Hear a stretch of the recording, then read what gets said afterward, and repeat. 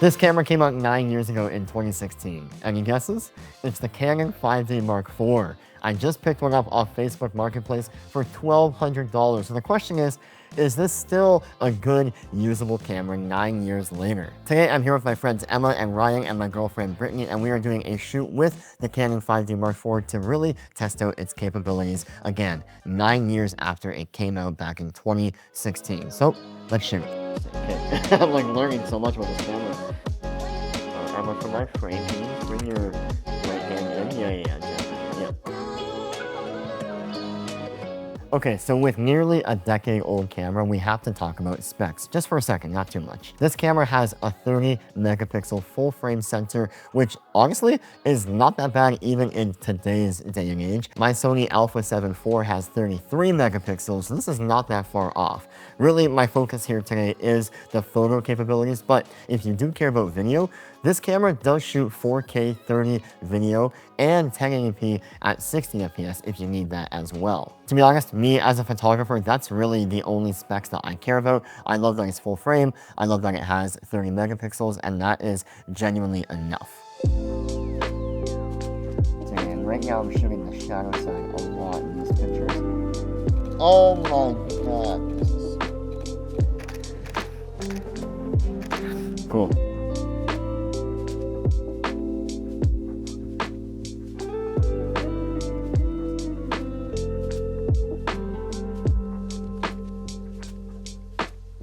But to be honest, the number one reason why I've always loved this camera, not only back then, but also today, is the body. I've said this over and over again that I love larger, more robust, more tactile bodies, and that's why I bought the film camera that you probably already know I'm going to mention, which is the Canon EOS 1N.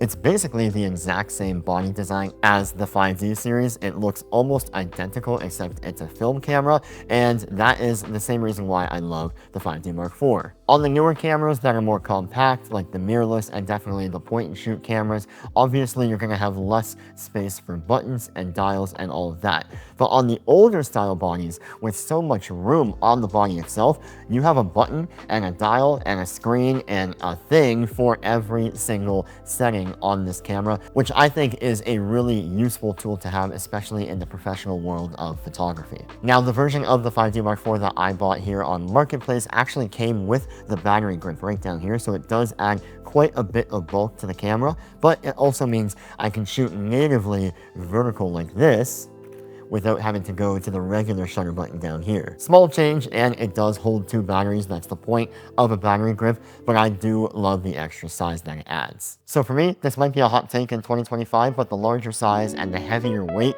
is definitely a plus. Wow,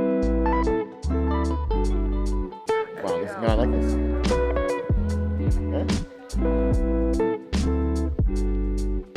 I mean, so far the colors look amazing. I can't wait to look at them on the computer and put my edit on them, but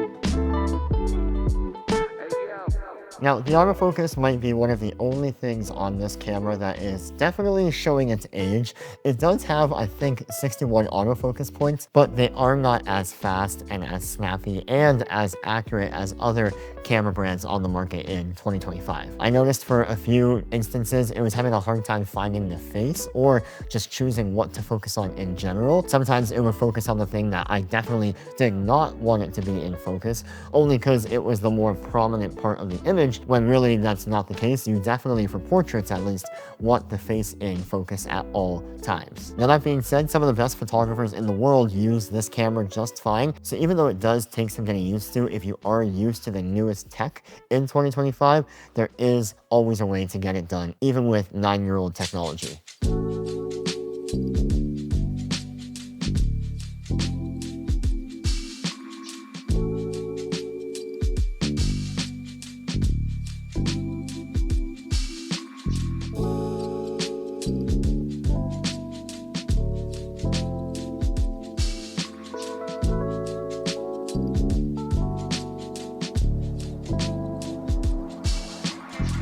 thing that I love most about how cameras like this back in 2015 render images is that they feel a bit less technical and a bit less perfect, and to me, feel more like art and less like a tool to get the perfect shot. Now, I'm not discounting what new cameras can do or what place they hold in the industry, but as a certain camera in my lineup, I'm really into this older style look to my images. It is very minute, it is a small difference in the way the image feels, but I can definitely feel it, and in these pictures, they feel just more closer to film and more like real life and less like over sharpened and more perfect.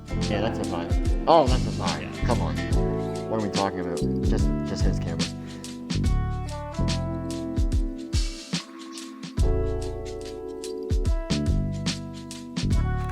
Oh, that's really cool.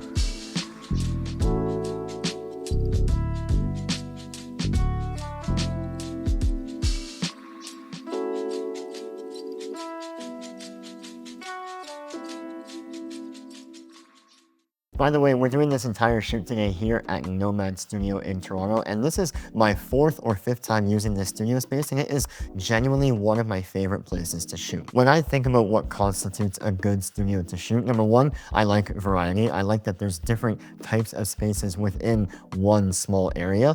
In this case, there's a very blank slate area towards the window, the area I'm in now, and then back there's a much more lifestyle, livable space.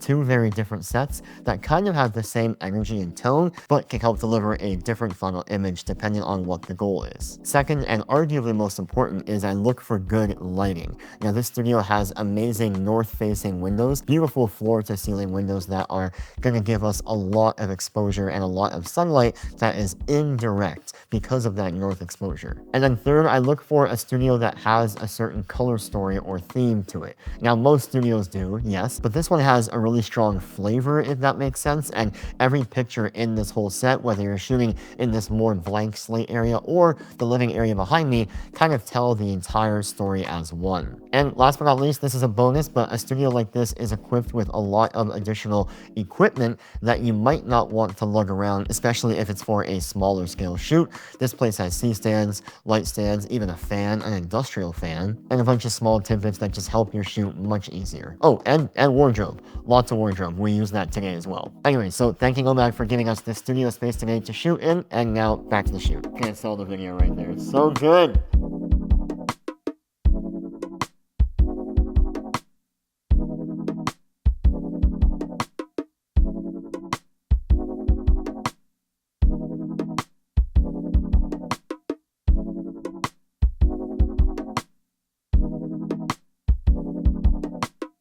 Okay, so this was my first shoot with the Canon 5D Mark IV, and I haven't been able to look at the images on the computer yet to actually edit them, but just based on what I see on the camera here, I am already very happy with the images.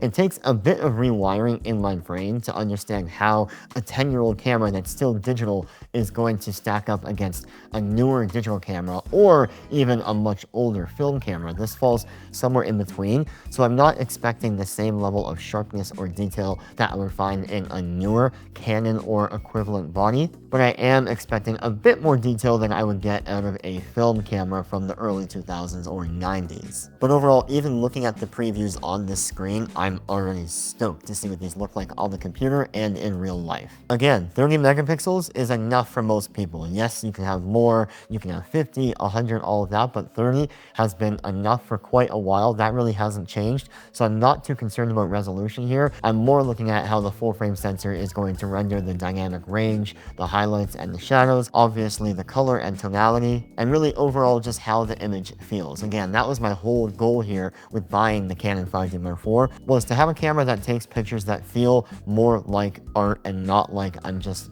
shooting a picture because it has to be shot. And let's not forget, when this camera came out, it had a price tag of $3,500 US for the body only, which is close to $5,000 up here in Canada. And I bought it here in Canada for $1,200 with the battery grip almost in mint prime condition with a very low shutter count. That to me is a good deal.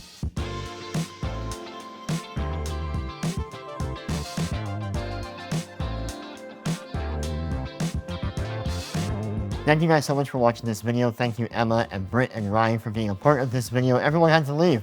Everyone left me. I'm here alone now. But if you guys like this video, make sure you guys give it a thumbs up, hit that subscribe button, and leave a comment down below on what you want to see more of on this channel. Thank you so much for the support on this channel. It means the world to me. But until next time, I'll catch you guys in the next one. Peace.